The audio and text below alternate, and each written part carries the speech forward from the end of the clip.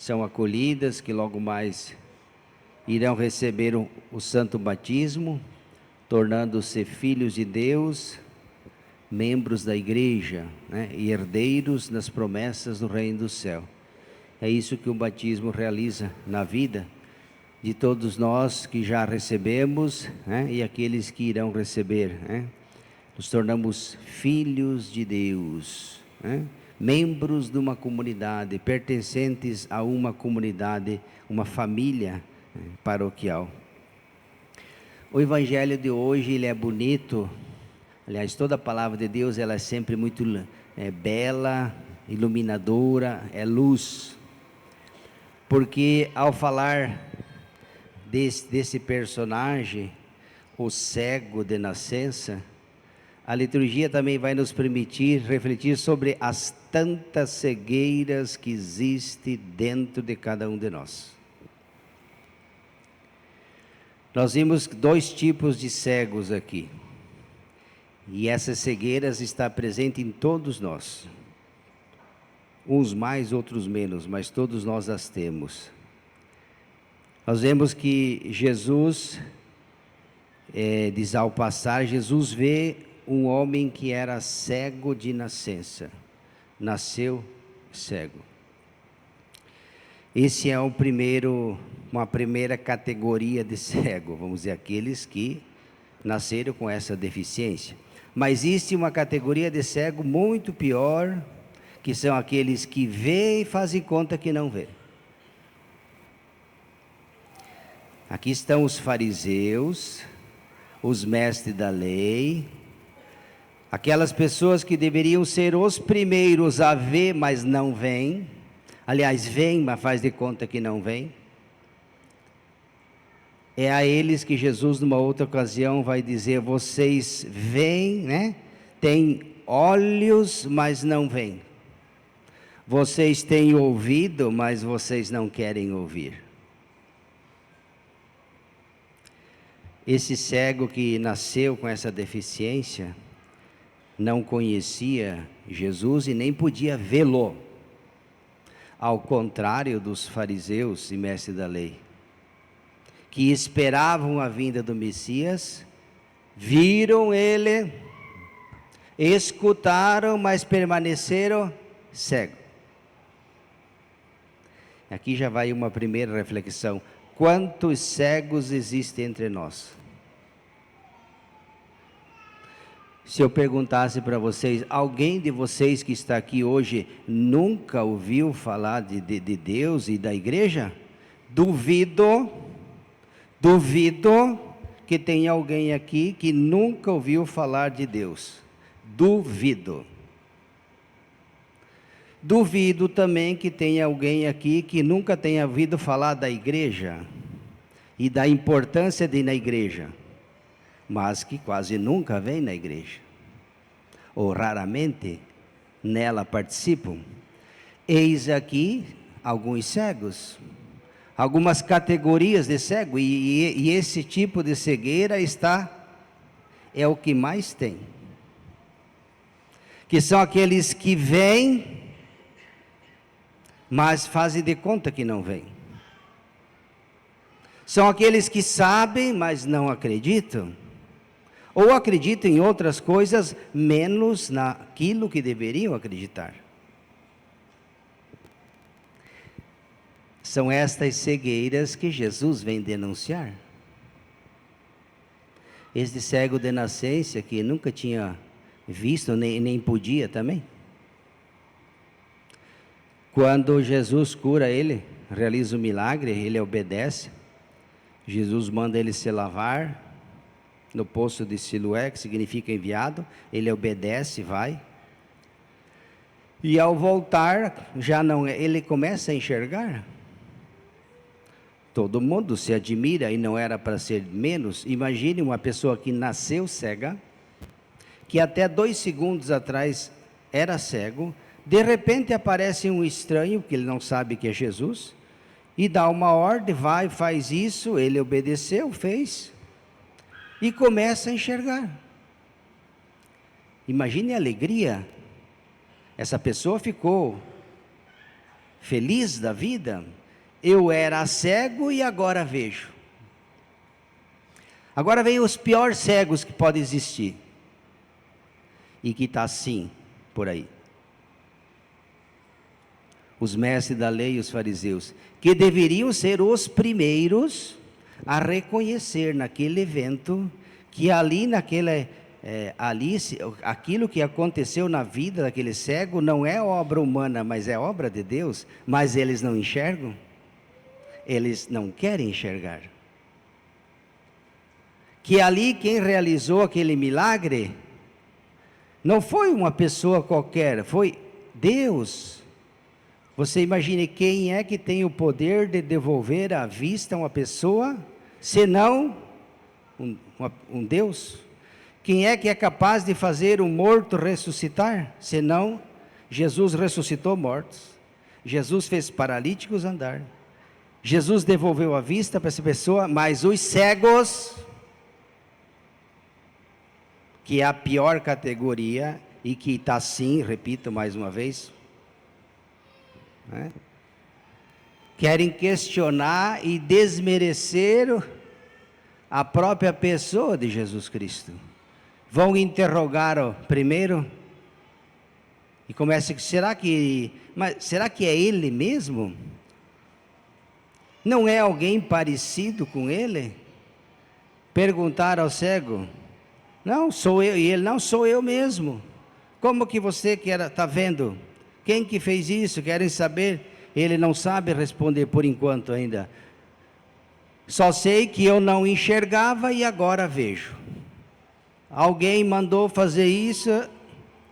Os mestres da lei, os cegos, pior categoria de cego, vão até a família indagar, o pai e a mãe, a respeito daquilo que aconteceu na vida daquela pessoa. E eles dizem, olha, quem foi nós não sabemos. A única coisa que sabemos é que ele nasceu cego, era cego e não é mais. E até num tom mas pergunte a ele é de maior, vai saber dizer quem fez esse milagre na vida dele. E depois pergunta, os fariseus disseram, o que dizes? E tu, o que dizes daquele que te abriu os olhos? Aqui ele já dá este que até então era um cego físico, mas dentro não. Porque a pior cegueira é aquela que vem de dentro, essa é terrível. Essa é terrível. A cegueira que vem de dentro impede de reconhecer aquele que vem de fora. Se a pessoa é cega por dentro, pode vir o Papa, pode ressuscitar um santo. Se ela é cega por dentro, ela não vai aceitar. E é as piores cegueiras e que o mundo está cheio. Quantas pessoas hoje ainda...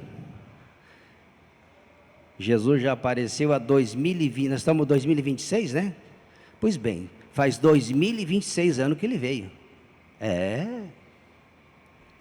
Deixou a sua igreja,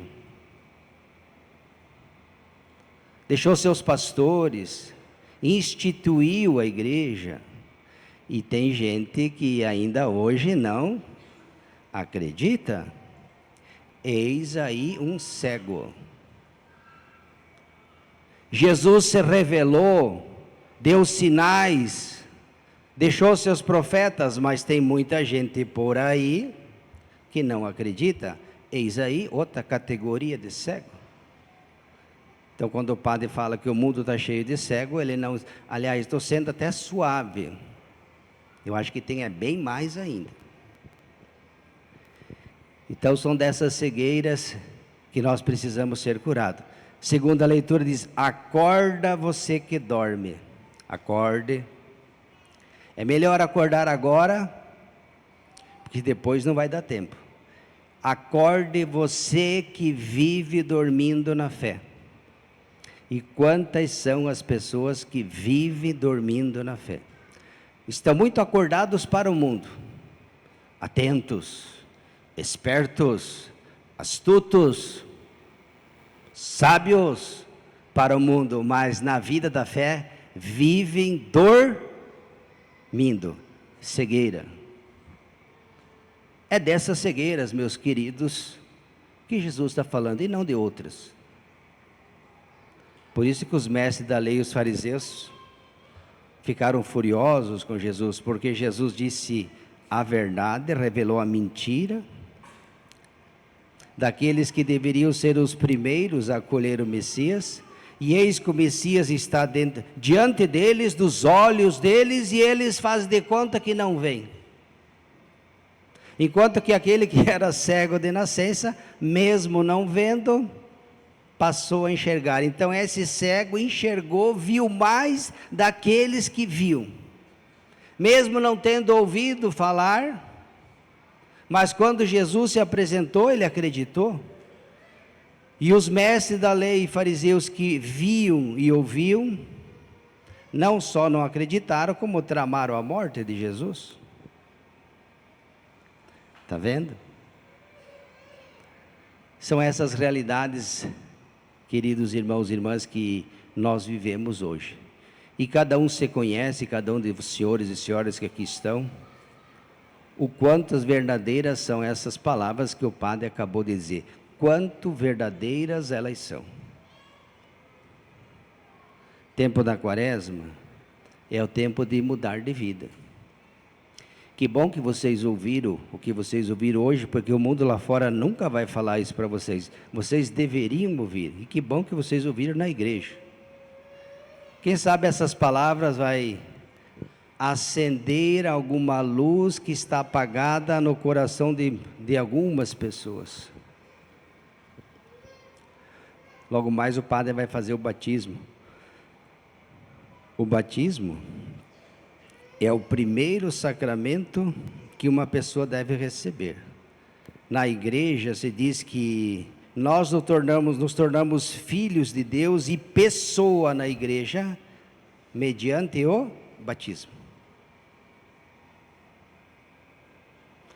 O batismo insere a pessoa na vida da comunidade. Mas aqui vem uma coisa interessante. Não basta apenas dar o batismo.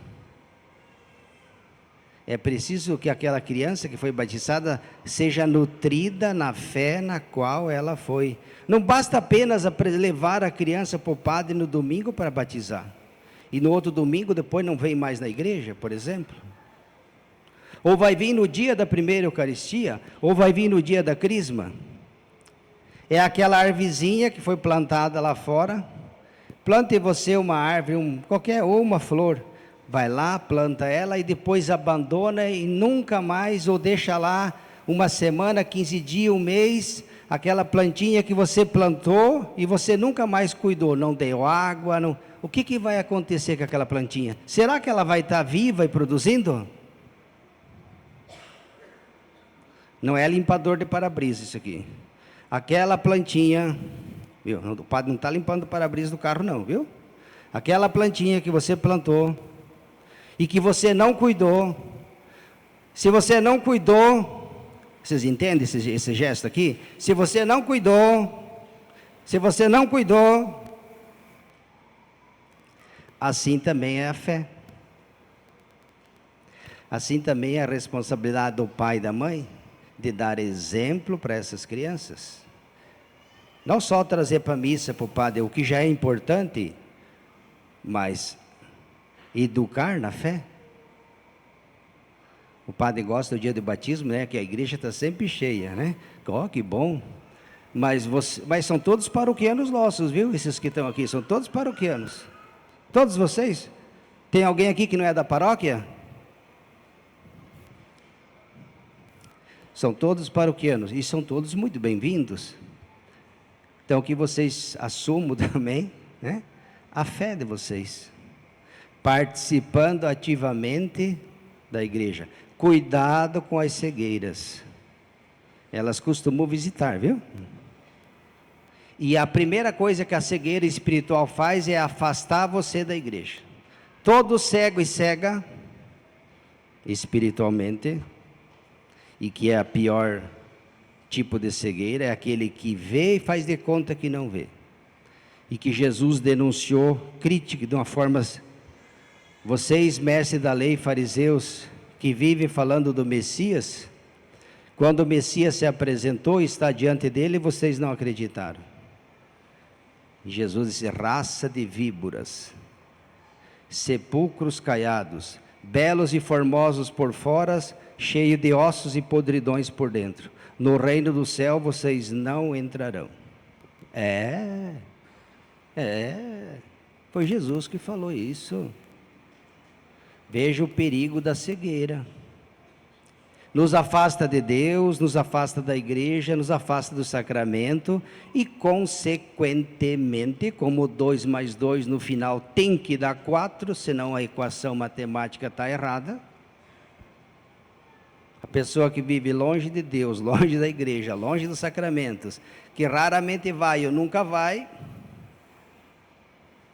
como é que essa pessoa vai se salvar se ela continuar vivendo fugindo de Deus? Uma pergunta que vale a pena ser refletida. Então é esse tipo de cegueira, não é uma historinha que o evangelista conta, não é uma historinha. São coisas que acontecem na nossa vida todos os dias. E são essas cegueiras que nós precisamos curá-las urgentemente, enquanto há tempo. Acorda você que dorme. É a exortação da segunda leitura. Quantas pessoas que vivem dormindo na fé. Tomara que não morra nessa condição. Tomara.